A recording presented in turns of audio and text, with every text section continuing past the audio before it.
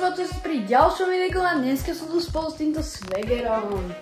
Ale nie, som tu s Bufkom a dneska ideme dať druhú časť z čudných dedín na Slovensku, ktoré majú čudné názvy, alebo zahraničné názvy, alebo veľmi čudné názvy.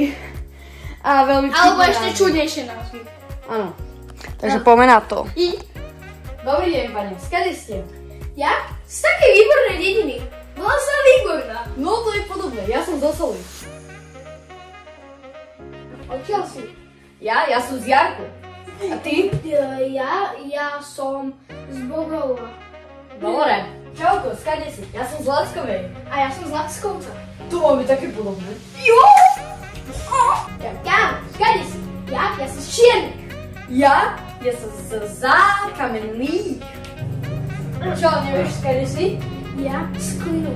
Ja som zo Zubrohlavy. A to sme v podstate susedia.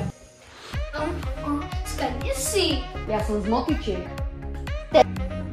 Dobrý deň, keď tu tak čakáme na úrade, skade ste? Ja z Priekopy.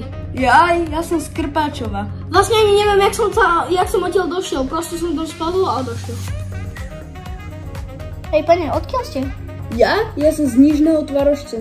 Ja som z Vyšného Tvarožca. Tak to sme rovno susedia. Jo!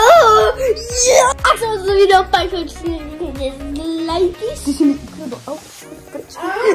Ak sa toto video páčilo, nezabudnite like, odberať zvonček, samozrejme aj Bufkovi dajte like, odberať zvonček a ak sa vám video páčilo, dajte like a odberať zvonček. A čau. Čus!